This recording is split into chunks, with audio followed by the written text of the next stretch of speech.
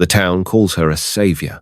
But only she knows the truth. The hands that once stitched a child's torn knee are the same hands that now grip a knife against death, and tonight, the whole town will see it. The church bell struck 8 o'clock when Sarah Whitmore finished stitching the last tear in young Tommy Bergson's breeches. She set down her needle and stretched her fingers, working out the morning stiffness that came earlier each winter. Through the cabin's single window, she watched the boy skip toward the schoolhouse, his patched knee already forgotten. "That'll be 15 cents, she called after him, but Tommy had already vanished around the corner of Hanson's Mercantile. She shook her head and marked the debt in her ledger, another line in the growing column of unpaid accounts. The widow Bergson meant well, but good intentions wouldn't buy flour or lamp oil. Sarah folded the marriage paper that served as her bookmark and tucked it between the ledger pages. The document had yellowed at the edges during its 3 years in her possession, signed but never witnessed, waiting for a ceremony that grew more unlikely with each passing season. She'd promised herself she'd burn it before her 30th birthday, but that milestone had come and gone last autumn without ceremony. The surgical knife lay wrapped in oiled cloth beside her sewing basket, its edge still keen from yesterday's sharpening. She'd used it twice this week, once to remove a splinter from the blacksmith's palm, once to lance a boil on Mrs. Henrikson's neck. Simple work, clean work. The kind that left her hands steady and her conscience clear. A knock rattled the cabin door, urgent and insistent. Sarah set aside her mending and opened it to find Lars Johansson, his face flushed from running. Behind him, 2 men struggled to carry a third between them, blood darkening the blanket wrapped around the injured man's torso. "Doc, we need help fast," Lars panted. Mikhail took a horn in the ribs. Bull went loco down at the Hansen place. Sarah stepped aside, directing them toward the rough table that served for examinations. The injured man, she recognized him as one of the newer homesteaders. Russian by his accent, groaned as they laid him down. Blood seeped through the blanket, spreading in a stain the size of a dinner plate. When did this happen? She unwrapped her knife, checking its edge against her thumb. 20 minutes past, Lars replied. Maybe less. Bull caught him against the fence post, then trampled him good before we got the beast roped. Sarah peeled back the blanket and assessed the damage.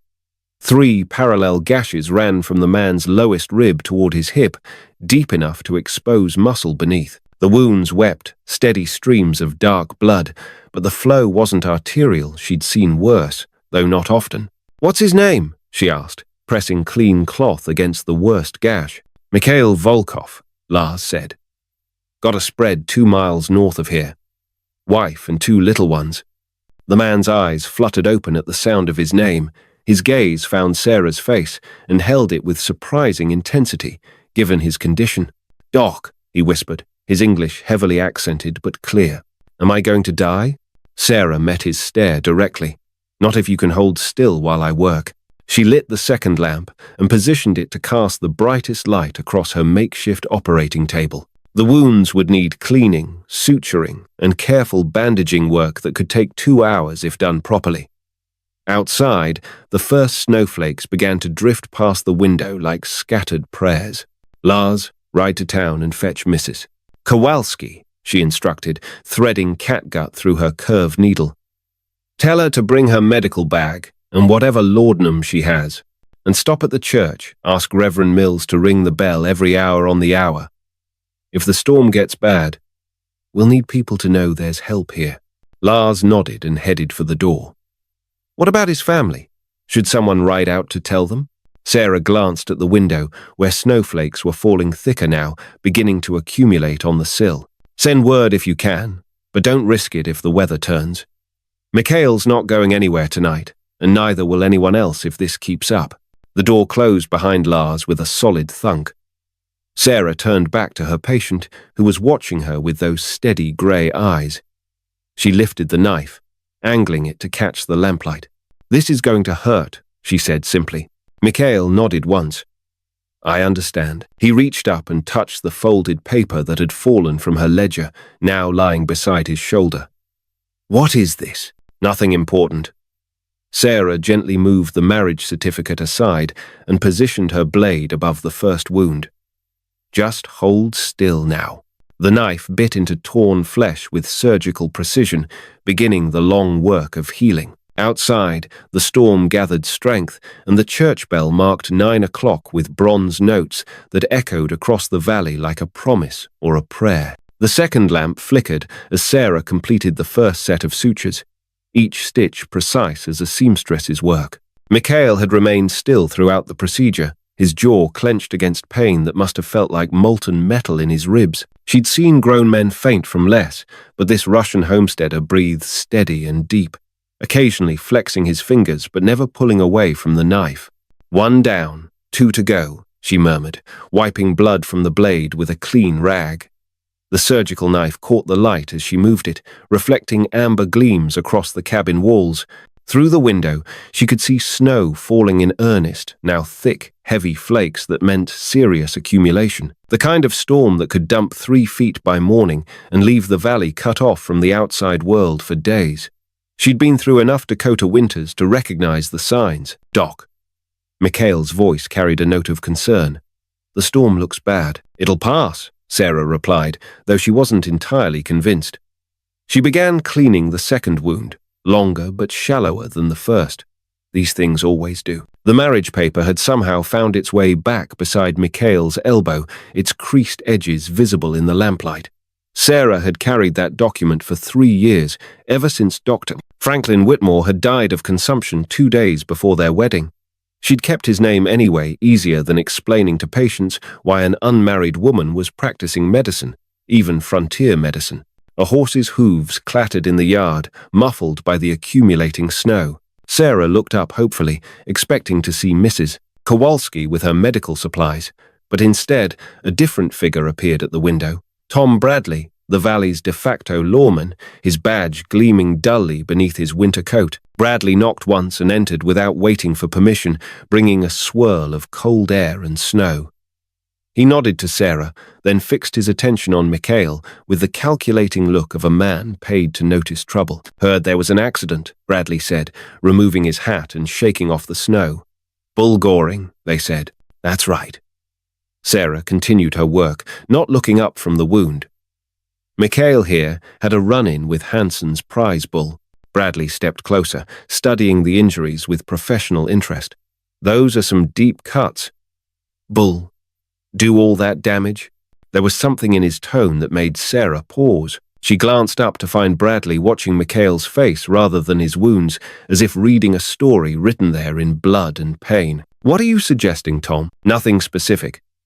Bradley pulled out a small notebook and pencil.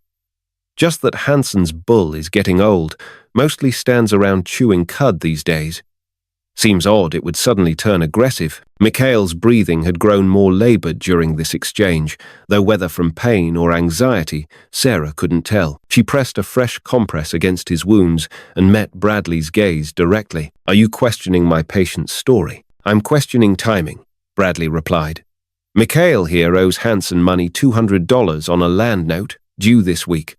And now Hansen's prize bull nearly kills him. Convenient, some might say." The accusation hung in the air like smoke from a poorly tended fire.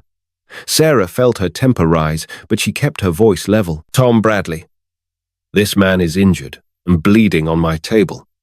If you have questions about land disputes, you can ask them after I've finished saving his life." Bradley nodded slowly, apparently satisfied that he'd planted the seed of suspicion he'd come to sow. "Fair enough, Doc.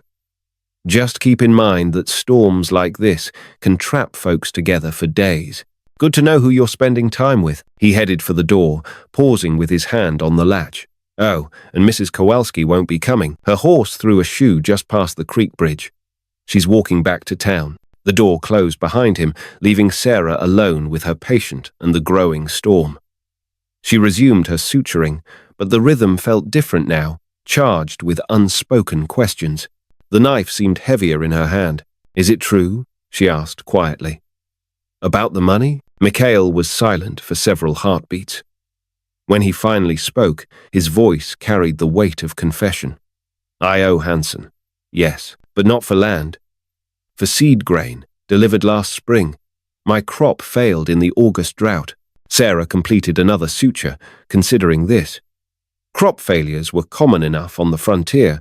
One bad season could destroy a family's hopes as surely as fire or flood. But Hansen was known for his collection methods, and Bradley's reputation for helping wealthy men solve their problems wasn't entirely savory. The bull, she pressed.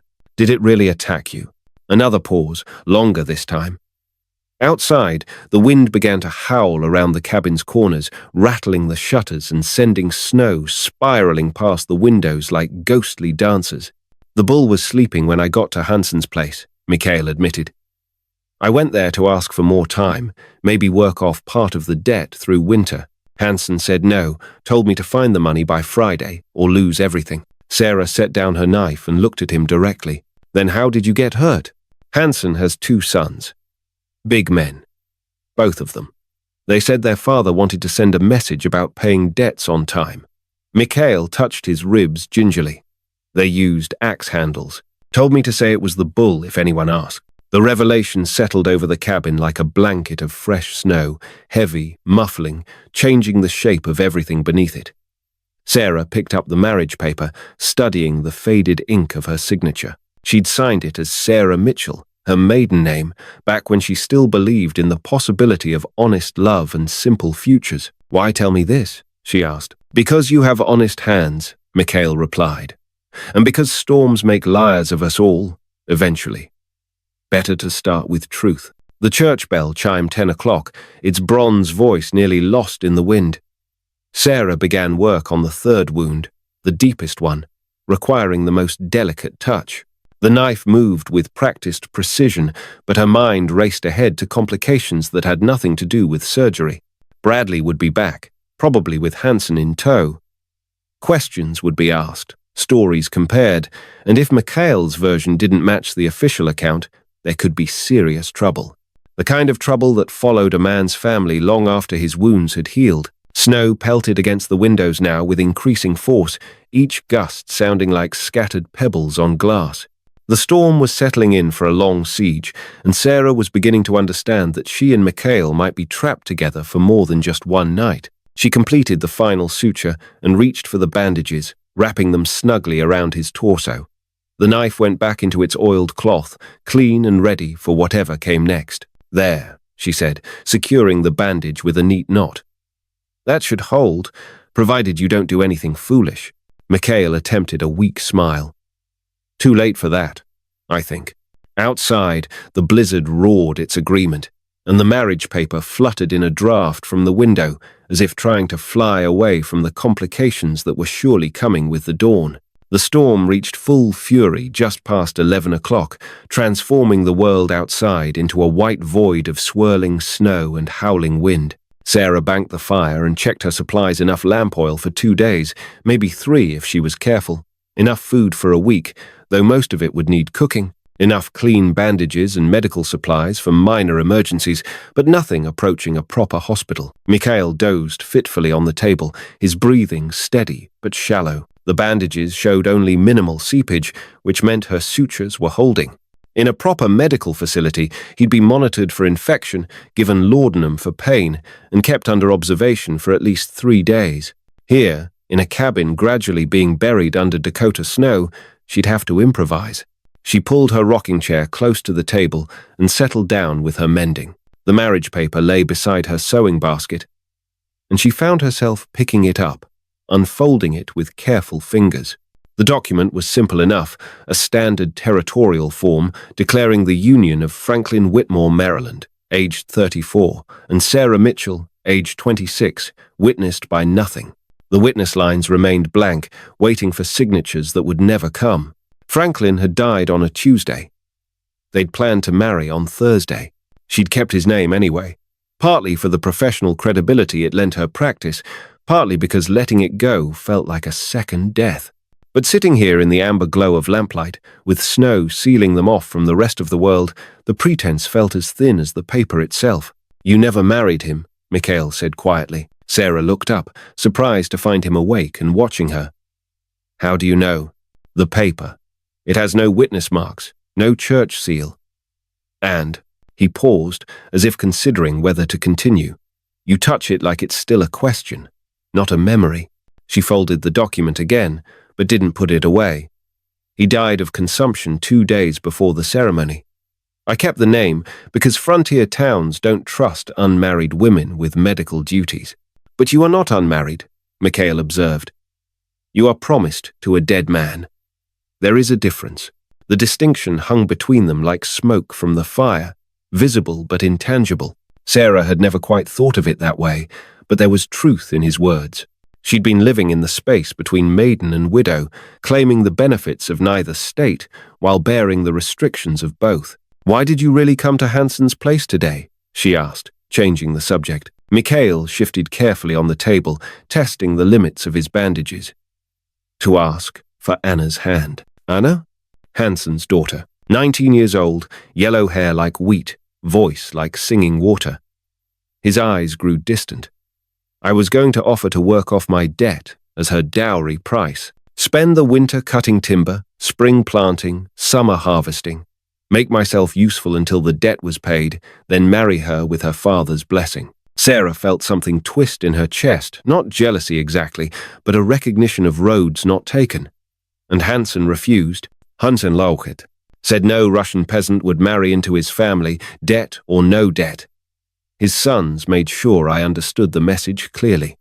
Mikhail touched his ribs again, wincing. They said if I came back, next time it would be worse than axe handles. The wind shrieked around the cabin's corners, and Sarah heard something heavy, a tree branch or section of roof crash down nearby. The storm was getting worse, if such a thing was possible. She got up and checked the window latches, making sure they were secure against the driving snow. "You love her," she said, not quite making it a question. "I thought so. But sitting here, bleeding on your table, while you save my life with your own hands." He paused, searching for words. Maybe what I loved was the idea of belonging somewhere. Anna represented that a place in the community, acceptance, a future that looked like other people's futures. Sarah understood that longing better than she cared to admit. She'd built her entire adult identity around belonging to a dead man, claiming a place in society through a marriage that had never actually happened. The irony wasn't lost on her. And now I think belonging isn't something you marry into or buy with money. It's something you choose, moment by moment. Mikhail met her eyes directly. "You chose to save my life even though you don't know me, even though helping me might bring you trouble. That's belonging of a different kind." The church bell chimed midnight, its bronze voice barely audible above the storm's roar. Sarah realized they'd been talking for over an hour, the longest personal conversation she'd had with anyone since Franklin's death. Usually, she kept interactions brief and professional, take the symptoms, make the diagnosis, apply the treatment, accept the payment, or mark the debt. Simple transactions that left no room for complicated emotions. But storms changed things. Made strangers into something more, if only temporarily. "I need to change your bandages," she said, reaching for her medical supplies. As she unwrapped the blood-spotted cloth, she noticed something she'd missed during the initial treatment. Along the edges of the deepest wound, the skin showed a distinctive bruising pattern, parallel lines about 4 inches apart, too regular to be accidental. "Mikhail," she said carefully, "these marks, they're not from axe handles." He was quiet for a moment. Then, number. "They're from a branding iron. Hansen heated it in the forge while his sons held me down. He said it was to mark me as a thief and a liar, so everyone would know not to trust me with honest work." Sarah felt anger rise in her throat like bile. She'd seen cruelty on the frontier before, men driven to desperate acts by isolation and hardship. But this was something different. This was calculated brutality, designed to destroy not just a man's body, but his ability to make a living, to be trusted, to belong anywhere. She cleaned the wounds again, more gently this time, and applied fresh bandages. The branding marks would heal into scars that would follow Mikhail for the rest of his life, a permanent reminder of Hansen's version of frontier justice. "Why didn't you tell me the truth from the beginning?" she asked. "Because I was ashamed, and because I thought if you knew what Hansen had done, you might decide it was easier to let me die than risk making an enemy of the richest man in the valley." Sarah secured the last bandage with more force than necessary. "You don't know me very well, do you?" "No," Mikhail admitted, "but I'm beginning to." She sat back in her rocking chair and picked up the marriage paper again. This time, instead of unfolding it, she held it over the lamp flame, watching the edges begin to brown and curl. "What are you doing?" Mikhail asked. "Choosing," Sarah replied. The paper caught fire and burned quickly. 3 years of pretense consumed in seconds. She dropped the ashes into the fireplace and watched them disappear up the chimney. "I'm choosing to be myself instead of a dead man's shadow." The wind howled its approval, and somewhere in the distance, another tree crashed down. But inside the cabin, lit by the warm glow of lamplight and the fiercer glow of decision, Sarah felt something she hadn't experienced since Franklin's death. The weight of possibility, heavy and bright as freshly minted gold. Dawn came grey and muffled, filtered through snow that had piled 4 feet deep against the cabin's north wall. Sarah woke in her chair to find Mikhail sitting upright on the table, testing his mobility with cautious movements. The bandages showed no fresh bleeding, which was encouraging, though she knew infection remained a constant threat. "How do you feel?" she asked, stretching kinks from her neck. "Like I was trampled by Hansen's bull," Mikhail replied with a weak smile. "But alive. Thanks to you." Sarah checked the window and saw nothing but white in every direction, trees buried to their branches. The road completely obliterated, her fence posts reduced to small humps in the snow. They were effectively cut off from the rest of the world, probably for days. She was building up the fire when hoofbeats sounded in the yard, muffled but unmistakable. Through the frost-clouded glass, she made out 2 riders approaching, their horses struggling through the deep drifts. Even at a distance, she recognized Tom Bradley's bulk in the saddle, and beside him, the lean figure of Carl Hansen. "Company," she announced, reaching instinctively for her medical knife. Mikhail swung his legs off the table with a grimace. "Hansen, I knew he would come. You need to lie back down. Those wounds will heal or they won't." Mikhail stood carefully, one hand pressed to his ribs. "But I won't face that man on my back like a helpless animal." The riders reached the cabin, and Sarah heard low voices conferring outside. Then boots on the porch, and Bradley's authoritative knock. "Doc Whitmore? It's Tom Bradley. Need to have a word." Sarah opened the door, letting in a blast of frigid air and swirling snow. Bradley and Hansen stood on her porch, both men armed, both wearing the grim expressions of men come to settle accounts. "Gentlemen," she said coolly. "Rather early for social calls, isn't it?" Hansen stepped forward, his pale eyes taking in the cabin's interior. He was a tall man, spare as winter wheat, with the kind of hard-earned authority that came from owning half the valley's best land. His gaze found Mikhail standing beside the examination table and hardened further. "Dr. Whitmore," Hansen said formally, "I've come to collect my property." "Your property?" "This man owes me $200. Plus interest. Since he can't pay in coin, I'll take it in labor. He's coming with me." Sarah felt her temper flare. "This man is my patient, recovering from serious injuries. He's not going anywhere for at least a week." Bradley consulted his notebook, flipping through pages with deliberate slowness. According to the territorial statute on debt collection, a creditor has the right to claim labor equivalent to the amount owed. Physical condition island. Negotiable. Under debt collection statute, a creditor may demand labor in place of coin, but if a physician certifies incapacity, removal must be stayed. Sarah said. "Physical condition is a medical determination," Sarah shot back, "and I determined that moving this patient could kill him." Hansen's smile was thin as January ice. "Then maybe he should have thought of that before he tried to steal from me." "Steal?"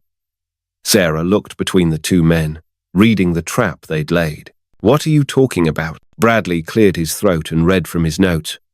"Yesterday afternoon, Mikhail Volkov was caught attempting to steal breeding stock from Carl Hansen's property. When confronted, he became violent and had to be restrained. During the struggle, he was injured by Mr. Hansen's bull." The story was smooth, well-rehearsed, and completely fabricated. Sarah glanced at Mikhail, who stood silent beside the table, his face carefully blank. "That's not what happened," she said. "Were you there, Doc?" Hansen asked mildly. "Did you witness this alleged crime?" Sarah realized with growing unease that she was walking into legal quicksand. On the frontier, a man's word was often the only law available, and Hansen's word carried considerably more weight than a Russian homesteader's. Bradley's presence lent official sanction to whatever story Hansen chose to tell. "I witnessed the injuries," she said carefully, "and I can testify that they're not consistent with a bull attack." Hansen's expression didn't change, but something cold flickered behind his eyes. "Careful, Doc. Folks might start wondering about your professional judgment, especially if word got around about your unusual living arrangements." The threat was subtle, but unmistakable. Sarah felt the walls of respectability closing around her, the same social constraints that had driven her to claim a dead man's name rather than face the world as an independent woman. In a community where reputation was everything, even the suggestion of impropriety could destroy her practice. "My living arrangements are hardly unusual," she replied evenly. "I am providing medical care to an injured man during a blizzard, all night long, unchaperoned, with a man of questionable character." Hansen let the implications hang in the air like smoke. "Some might call that scandalous." Bradley nodded gravely, as if reluctantly agreeing with an unpleasant truth. "Community standards and all that, Doc. People talk." Sarah felt the trap closing around her, expertly laid and perfectly legal. Hansen had engineered a situation where she could either surrender her patient or risk losing everything she'd built in the valley. It was frontier justice at its most sophisticated, no violence necessary, when social pressure could accomplish the same result. But as she looked at Mikhail, standing straight despite his injuries, she remembered the feel of her marriage paper burning in the lamp flame. Some choices, once made, couldn't be unmade. "Mr. Hansen," she said quietly, "I need you and Mr. Bradley to leave my cabin immediately." Hansen's eyebrows rose slightly. "Excuse me? You heard me. This is my property, and I'm ordering you off it. If you want to discuss debt collection, you can do it through proper legal channels after the storm passes." Bradley stepped forward, his hand resting casually on his gun butt. "Doc, I don't think you understand the situation here. Mr. Hansen has every right. Mr. Hansen has the right to file a complaint with the territorial judge," Sarah interrupted. "What he doesn't have is the right to remove an injured man from medical care based on accusations I have no reason to believe." The cabin fell silent except for the wind howling around the eaves. Hansen studied Sarah's face with the calculating look of a poker player trying to read his opponent's hand. "You're making a mistake, Doc," he said finally. "A big one, maybe. But it's my mistake to make." Hansen nodded slowly, as if filing away this moment for future reference. He turned to go, then paused at the door. "One more thing. That Russian's been telling lies about me and my sons, claiming we branded him like livestock. I want you to know that's pure fabrication, the desperate story of a man trying to avoid responsibility for his debts."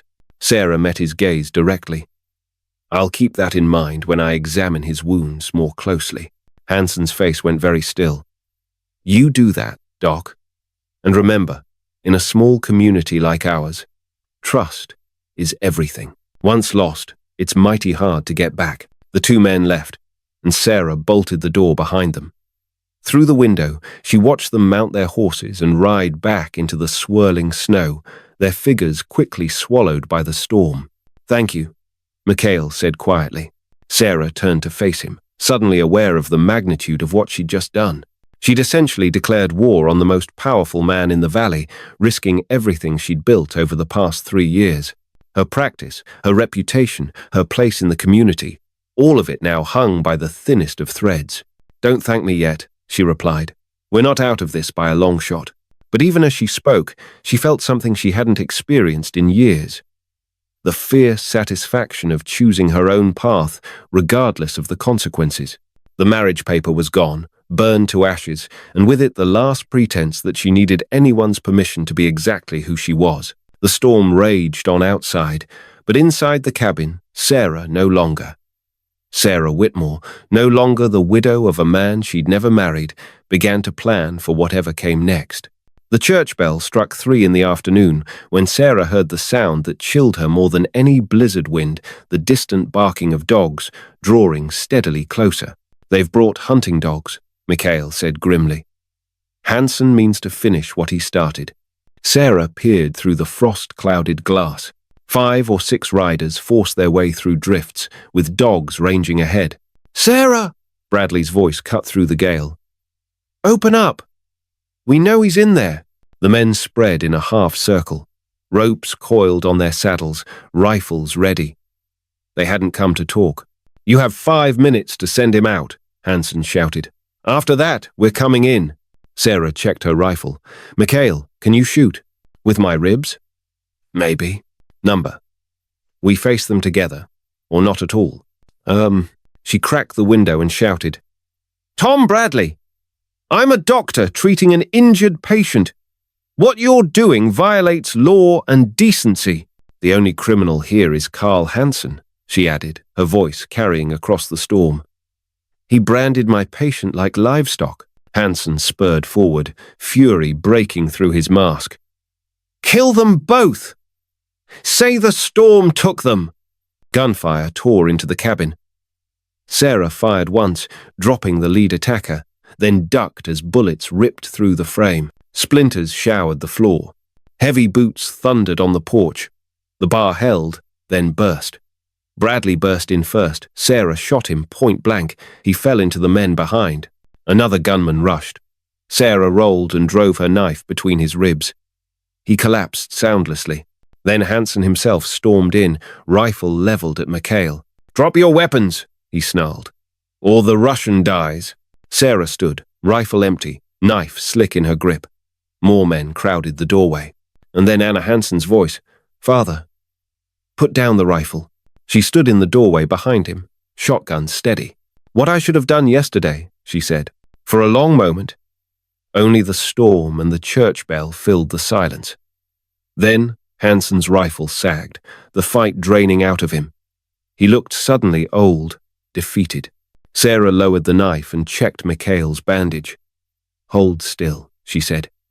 "You're safe."